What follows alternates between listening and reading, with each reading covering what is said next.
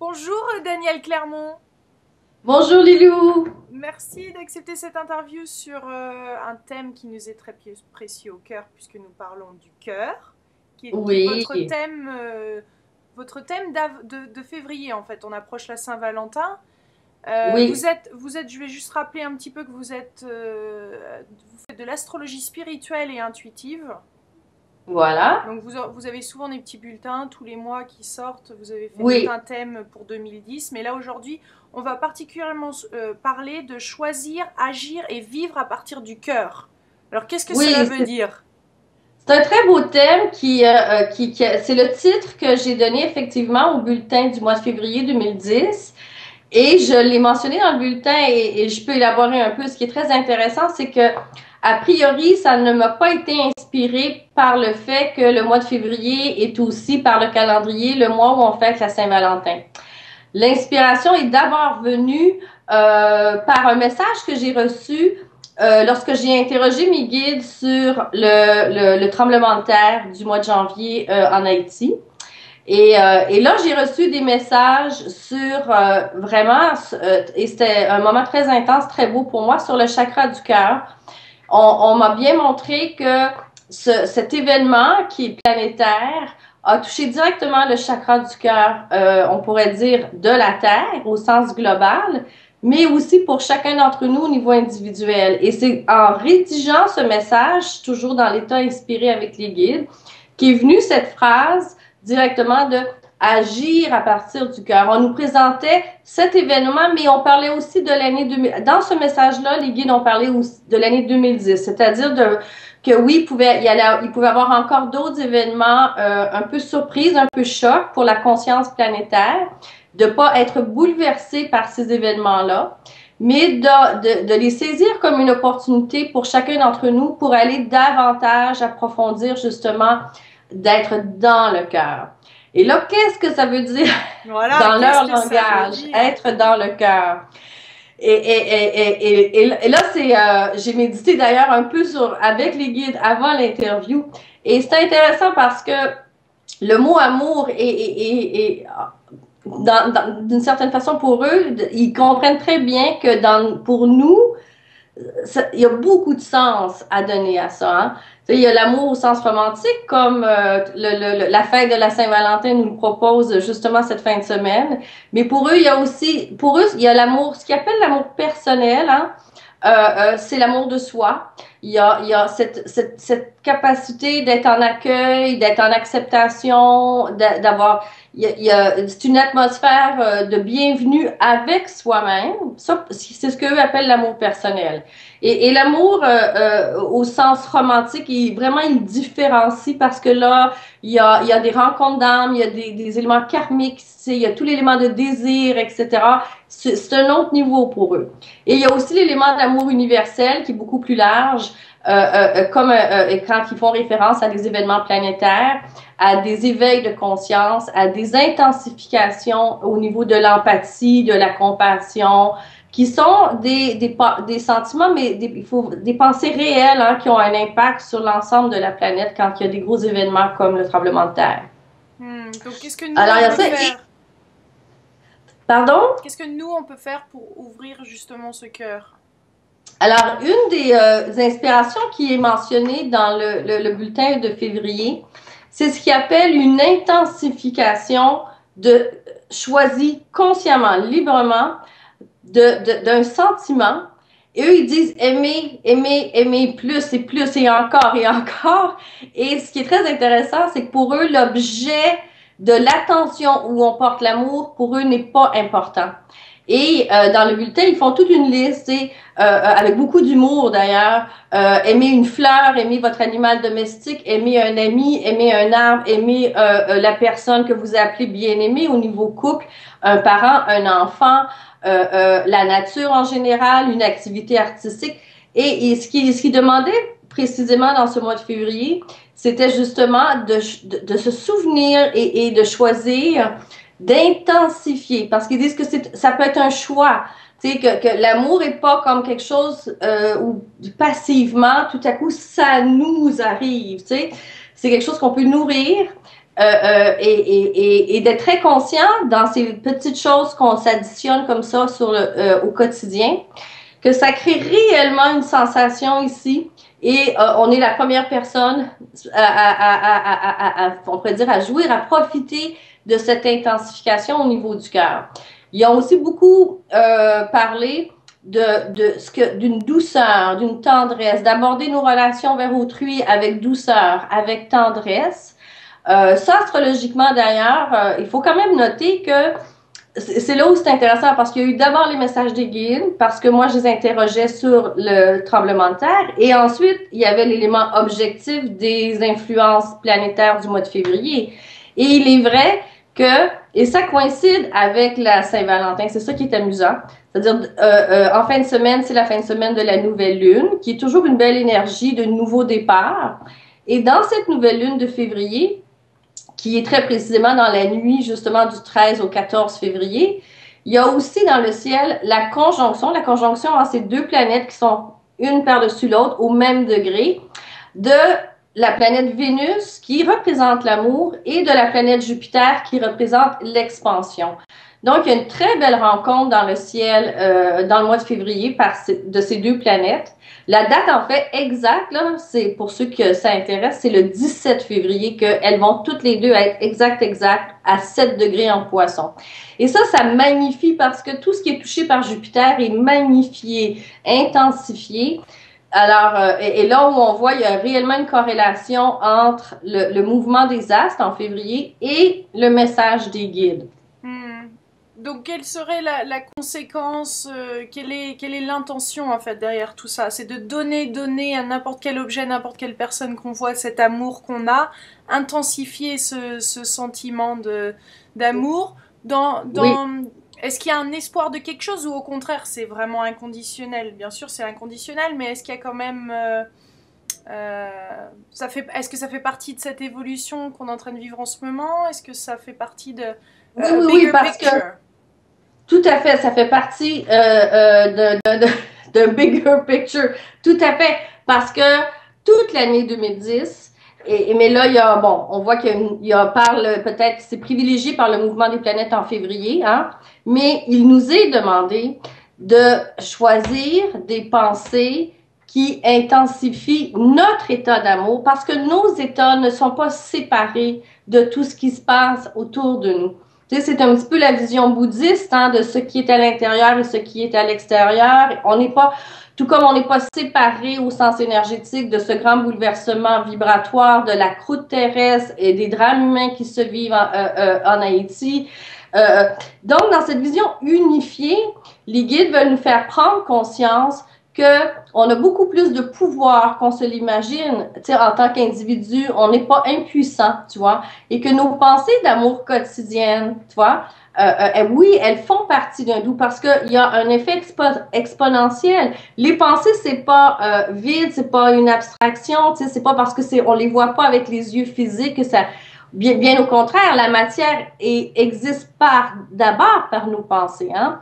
Donc, c'est cette prise de pouvoir et de conscience que les guides veulent encourager parce que ces milliers de pensées d'amour créent, certains appelleraient ça un égrégore, c'est-à-dire c'est vraiment une forme pensée à ce moment-là, hein, et ça fait un beau. C'est comme en fait le message, hein, c'est pour soi-même, dans nos relations au quotidien, pour chacun, dans notre environnement, notre entourage immédiat, mais ça a un impact pour la Terre. Hein? C'est comme si on nous dit, mettez de la douceur, mettez de la tendresse, ça fait la Terre a besoin en 2010 de cette enveloppe de douceur et nous y participons. C'est beau ça comme image. Oui, c'est beau. Est-ce qu'ils ont dit autre chose, ces petits guides, ces chers petits guides? Ont-ils rajouté quelque chose? Ou auriez-vous quelque chose à rajouter? Oui, en fait, moi je veux préciser que astrologiquement parlant, il y a aussi une rencontre en février dans le ciel qui est très très rare et qui est très importante entre la planète Neptune qui est à 26 degrés en Verseau et ça c'est pas une planète. On appelle l'astéroïde Chiron, mais l'astéroïde Chiron dans la nouvelle astrologie, il est très important. C'est une symbolique de guérison, c'est une symbolique de pont arc-en-ciel, de lien entre l'esprit et la matière. Et Neptune est une planète très, très lente. C'est deux cycles qui sont très lents. Donc, qu'ils soient en conjonction, eux aussi hein, sont en conjonction exacte en février. Ça, c'est encore beaucoup plus rare que Vénus conjoint Jupiter. Hein? Et le degré exact, et c'est amusant parce que c'est la même date, c'est 17 février aussi. Le 17 février, Jupiter, c'est-à-dire Neptune et Chiron sont conjoints à 26 degrés Verseau. Mais ça, c'est nettement une influence qui se rayonne sur plusieurs mois. Mais il y a comme un pic en février. Et ça veut littéralement dire Chiron égale guérison. Et Neptune, hein, c'est une planète qui est associée au signe du poisson. C'est aussi en lien avec le chakra du cœur, l'empathie, la compassion, mais aussi tous les chakras du haut qui ouvrent sur les mondes invisibles. Donc, ça mis ensemble, hein, ça fait un grand souffle pour février, tu vois. Et dans les messages des guides, c'est nettement pour eux en lien individuellement et collectivement avec cet événement qui a été un grand choc, une grande opportunité d'éveil du 12 janvier lorsqu'il y a eu le tremblement de terre, tu vois. Donc, c'est comme février, c'est aussi un mois pour réintégrer, mais ce qui nous est demandé, c'est de l'intégrer au niveau du cœur, pas au niveau de la, on pourrait dire du mental, de pas rester au niveau des peurs et de pas se laisser emporter par des pensées négatives. Et est-ce qu'il y aurait une planète du cœur? C'est Vénus. Ah, c'est Vénus, forcément. Oui, c'est Vénus, forcément. Il y a aussi, Neptune est aussi associé au cœur, j'en ai parlé tantôt, mais c'est le cœur, certains l'appellent le cœur christique ou le cœur bouddhique. C'est le cœur, ça c'est l'amour universel, l'amour inconditionnel, l'amour qu'on associe aux grands maîtres, aux êtres réalisés. C'est donc la fréquence la plus élevée tu sais, c'est comme si ces deux planètes-là sont connectées, mais sur deux fréquences différentes. Neptune, c'est l'amour personnel dont j'ai parlé tantôt. Et aussi, donc s'aimer soi-même, ça passe par Neptune, mais aussi l'amour au sens romantique, c'est associé à Vénus. Neptune, c'est beaucoup plus large. C'est l'amour désintéressé, l'amour altruiste, l'amour des saints, des maîtres, mais c'est aussi l'amour. Et c'est dans cet amour que maintenant on est invité à évoluer. Oui, mais dans un équilibre, en intégrant bien aussi cet amour individuel et personnel associé à Vénus. D'ailleurs, quand j'ai rédigé le bulletin annuel 2010, les guides ont donné des messages très amusants sur ça, parce que il y a un mouvement de planètes important qui a débuté à l'automne 2009 et qui va aller jusqu'à l'automne 2012. C'est-à-dire que la planète Saturne séjourne pour 2 ans environ dans le signe de la Balance, qui est associé au couple, au partenariat, tu vois. Et quand j'écrivais les messages sur ça pour l'année 2010, les guides voulaient qu'on soit informés que ce cycle-là est une porte de possibilités beaucoup plus grande que d'habitude pour ce qu'ils appellent des retrouvailles d'âme. Et que dans ce cycle de l'automne 2010 à l'automne 2012, des couples vont se former, se défaire, se reformer, beaucoup d'éléments au niveau du couple. Et là, il disait avec beaucoup d'humour que le nouveau monde à créer, c'est pas une abstraction. Ça commence par 2 âmes, 2 êtres humains qui sont capables de bâtir une relation dans le respect. C'est-à-dire que pour eux, c'est très, très important ce cycle-là parce que c'est une possibilité très concrète, justement, d'intégrer. C'est-à-dire que les valeurs spirituelles, ça n'a pas à rester dans le monde de la pensée et des abstractions. Et que c'est au niveau des relations, justement, qu'on fait nos apprentissages. Donc, cet élément, même romantique, associé à Vénus, hein, parce que Vénus est, par tradition, aussi associé au signe de la Balance, hein. Tu vois, chaque signe a une planète qui lui est associée dans sa définition. Vénus, on dit, est maître de la Balance. Donc, quand Saturne arrive, et c'est seulement une fois toutes les 29 ans, dans son transit en Balance, comme c'est le cas en ce moment, là, il y a une activation au niveau couple. Et là, c'est cette opportunité de mettre en pratique ce à quoi on croit, ne serait-ce que d'installer du respect, de l'intégrité, de l'harmonie, de la paix. Hein? Déjà, de réussir ça, là, les guides, chapeau. Donc, est-ce que ce serait possible que pendant ce cycle justement de février, il y a des couples, il y a une personne dans le couple où les deux personnes ressentent comme c'est la fin d'un cycle, mais très net en Tout à fait. fait. Tout à fait. Et ça va aller en s'intensifiant jusqu'à la fin février. Parce qu'à la fin février, le 28 février, très exactement, c'est la pleine lune. À la pleine lune du 28 février, là, Vénus a continué à avancer, hein, et Vénus arrive en conjonction avec Uranus. Et Uranus, c'est justement cette atmosphère de surprise abrupte. Alors, ça peut aller autant dans des coups de foudre en termes de surprise que tout à coup, abruptement, la fin d'une relation. Alors, je vais répéter parce que c'est important le message des guides sur ce cycle de 2 ans de Saturne en Balance, hein, qui est vraiment pour eux des retrouvailles d'âme.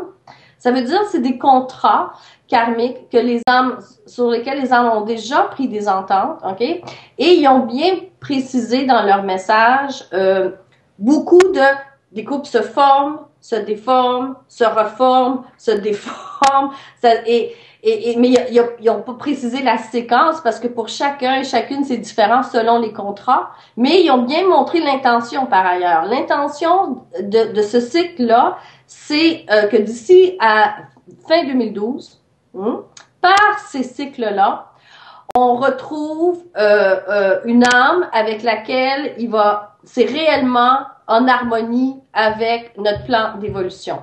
Alors, il y a des apprentissages, hein, c'est un petit peu comme des apprentissages. Étant donné que les guides sont pas attachés à la matière, ils ont pas pour eux une relation qui se termine, il n'y a pas une charge de perte comme nous on le vivrait. Pour eux, c'est tout à fait normal, même que dans le regard de l'âme et des guides, plus il y a de relations, mieux, des fois mieux c'est. Parce que chaque relation, c'est une possibilité, tu vois, d'évolution. Mais évidemment, quand c'est vécu en conscience, on se comprend bien là. Alors oui, tout à fait. Un gros oui en réponse à ta question, Lilou. Donc, pour aller un petit peu plus loin dans justement cette union de groupes d'âmes et d'autres âmes sœurs, même on dirait, comment les guides suggèrent de pouvoir les rencontrer ou de pouvoir souder ou de pouvoir créer? Est-ce que c'est quelque chose qu'il faut juste se dire, bon, ben, ça va se faire quand ça se fera? Ou est-ce qu'il faut faire appel, il faut déclarer, il faut créer une intention, qu'est-ce qu'il faut faire? Créer une intention, absolument, hein, parce que l'idée, hein, c'est de le vivre en conscience. Tu vois, dans ce grand cycle-là, dont je viens de parler jusqu'à fin 2012, tu vois. Alors, l'intention amène la participation, tu vois, de l'être en conscience, tu vois. Ce que je veux dire par là, c'est que même si les contrats sont signés, des âmes se sont prédestinées à se rencontrer, tu vois, ok? Tu peux le vivre d'une façon inconsciente, ok? Et ça t'arrive. À ce moment-là, tu es en victime, tu te ressens comme victime de ta destinée. Puis victime, que ce soit un événement heureux ou malheureux, mais dans les deux cas, tu n'as pas la conscience de ta co-création dans l'événement. Alors, ce que les guides demandent à ce qu'ils soient intensifiés dans ces rencontres-là, c'est l'aspect on est en co-création. Et là, la personnalité consciente, oui, il participe dans ce que tu nommes l'intention. C'est une chose. Ensuite, il y a s'écouter. S'écouter soi-même. Hein?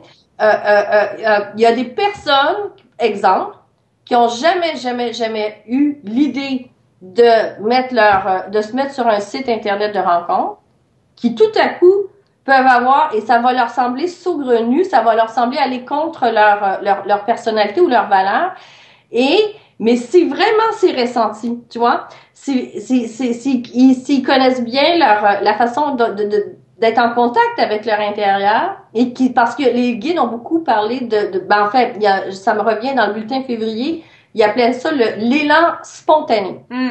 Il y a comme on le sent comme un élan spontané, d'être à l'écoute de ça. Alors, pour une personne, ça peut être tout à coup de pas écouter les croyances du mental ou les préjugés du mental et voilà, se mettre sur un site et là, à ce moment-là, ça peut être très, très, très rapide. Mais toujours suivre son intention, sa voix intérieure, son cœur. Des fois, une autre fois, ça peut être de s'inscrire à un cours, puis tout à coup, voilà.